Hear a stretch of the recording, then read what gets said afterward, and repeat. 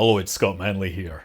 2,000 years ago, a Greek philosopher named Aristarchus became the first person to measure astronomical distances. He carefully observed the phases of the moon and the timing of lunar eclipses, and from this he calculated that the distance to the moon was 10 times the diameter of the Earth, and then the distance to the sun was 20 times this. These were a big step up in the scale of the cosmos as understood by humanity.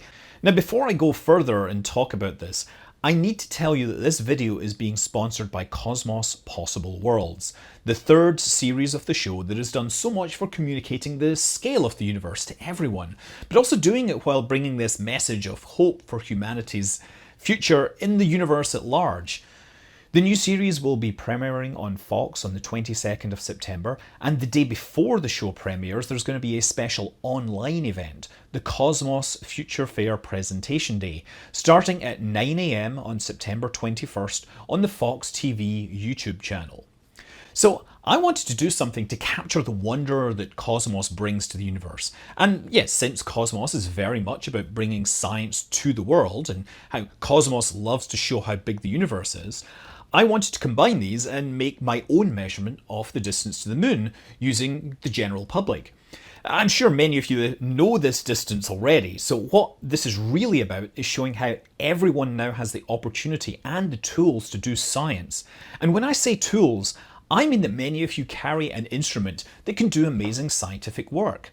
I want to measure the lunar distance using a bunch of volunteers around the world using smartphones. Now, before you suggest it, I'm not going to simply use the internet access to ask a search engine to the distance to the moon. That is certainly the fastest way to get an answer. But there's something beautiful about making the measurement on your own and knowing the truth rather than simply trusting something that is written on the internet. So, the humble smartphone that many of us carry everywhere isn't just a device for communicating and playing games. It's a device that is stuffed with sensors that are measuring the world using high technology to solve otherwise mundane problems. At the most basic, there are tiny accelerometers and gyroscopes, which the devices use to understand when it needs to switch between portrait and landscape mode. There are magnetometers used as compasses, pressure sensors that detect when you're climbing stairs or hills, temperature sensors that protect the device from damage, and of course, a collection of cameras and microphones so we can take selfies and video chat with our friends and relatives across the globe. So I'm going to use these tiny cameras and those friends across the globe to measure the distance to the moon. This is actually an experiment I did a few years ago, but using large dedicated cameras and a lot of planning. So instead we're going to use the small cameras built into smartphones, and instead of days of planning, I did it at a moment's notice. I made a quick announcement on social media one night asking all my followers to take a photograph of the moon with their phone exactly in half an hour, and in response I had hundreds of people posting their version, showing the moon sitting between Saturn and Jupiter in the sky, along with a few people telling me that they would have taken part if it wasn't already daytime where they were. Now, in everyday life, your brain estimates how close things are to you because you have two eyes, and each eye gets a slightly different view of the world.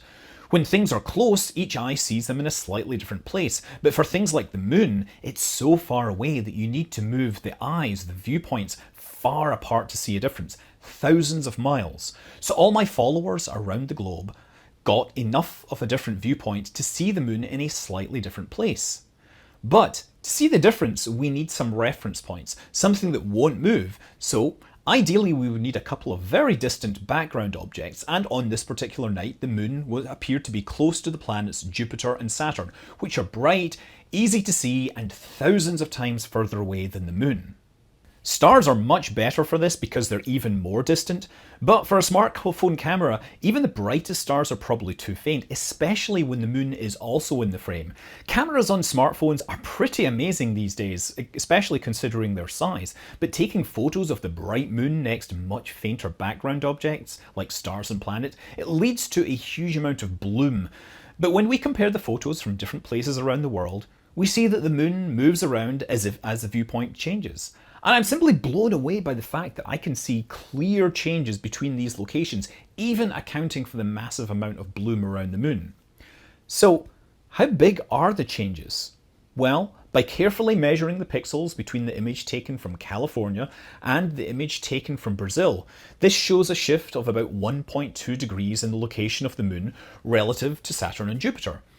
According to the maps, myself and the other observer in Brazil are almost 7,000 miles apart if we go across the globe.